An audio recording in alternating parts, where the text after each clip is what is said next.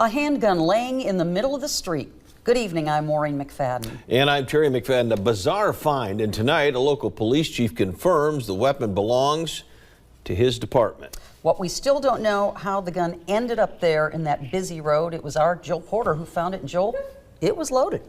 Yes, it was. 17 rounds in the clip, one in the chamber. And the South Bend Police Chief Scott Raskowski confirms today an internal investigation is happening now. And until it's done, he's not exactly sharing a whole lot else. Right. At one point, he did he says this is preliminary, but it doesn't appear there was anything criminal at work here. You never know what you'll find on the side of the road. Some things you'd think twice about picking up. That was especially true Sunday afternoon at one of the busiest intersections in Mishawaka. We turned the corner, headed to the mall, and I saw what looked like a pistol in the road. A gun in the street along State Road 23 alerted both Tracy Hurdle and me. I turned the car around, parked, waited for a break in traffic, and walked out to look at it. I was hoping it was a toy gun, but it was a real one. I picked up the gun. It was a loaded black 9mm with SBPD engraved on the slide. All I could think of is some little kid could pick that up, and we'd have a tragedy to talk about. I then unloaded the gun, called police, spoke with a sergeant, who sent an officer to collect the gun as evidence. One day later, police aren't saying much about the case, other than an email from the police chief thanking me for turning in the gun.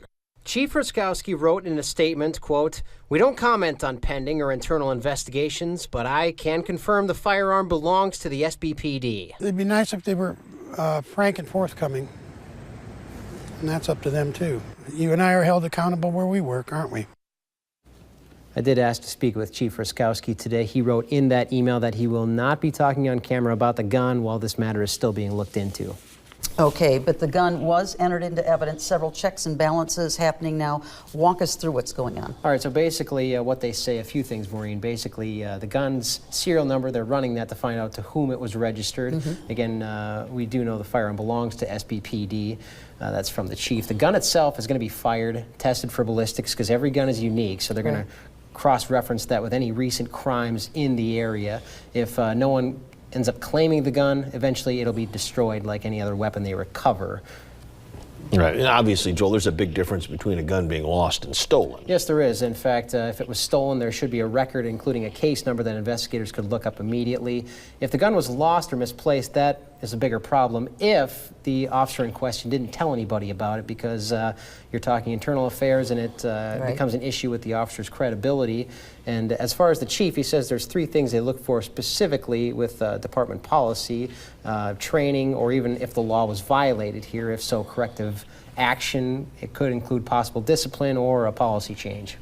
Well, that's an interesting story, one you don't hear every day. Yeah, a lot of details we're still gathering, just a lot of question marks related to this, how it ended up there.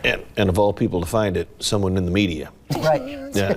It's what are the chances of that? Weirdly enough, it was, oddly kind of the highlight of my day, if you want to call it that. No, it's interesting, that's for sure. All right, Joel, thank you.